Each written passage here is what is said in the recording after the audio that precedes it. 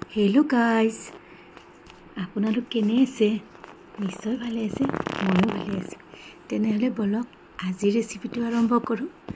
আজি आपनालोकर बारे मैं एटा खूब स्पेशियल बस्तु रेसिपि লৈ आनिছো।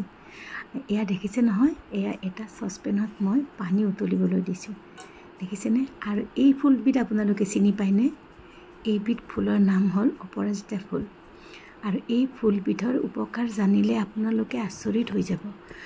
এই ফুল মই পানীখিনি উতলাৰ লগে লগে এই ফুলখিনি মই ইয়াতে মই 10 পামান ফুল লৈছো। এই ভালখিনি ধুই ফুলখিনি মই ইয়াত উতলিবলৈ দিছো। এয়া চাওকচোন কি ধুনিয়াকে উতলিছে আৰু কালাৰটো দেখিছেনে। এতিয়া মই আজি বনাম ব্লু টি মানে নীলা চাহ আৰু এই চাহৰ ইমানে উপকাৰ আছে যে আপোনালোকে শুনিলে আচৰিত হ'ব। আপোনালোকে যদি বয়সৰ চাপ কমাব খুজে বা বয়স নোহোৱাকে থাকিব খুজে মুখত আপোনাৰ বয়সৰ চাপ নপৰাকৈ ৰাখিব খুজে তেনেহলে এই চাহ একাপ আপোনালোকে ৰেগুলাৰ খাব। তাৰ উপৰি যদি আপোনালোক কাৰোবাৰ মাইগ্ৰেন আছে তো মাইগ্ৰেন হলেও মাইগ্ৰেনৰ কাৰণেও এই চাহকাপ বহুতে উপকাৰী হয়।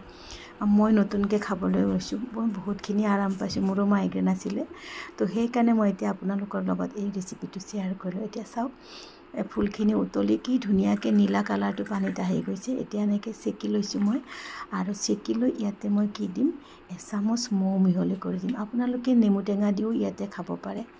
এই কাপ চাহ আপোনালোকে নিশ্চয় এবাৰ খাই চাব। এমাহমান খালে আপোনালোকে নিশ্চয় ৰিজাল্ট পাবই।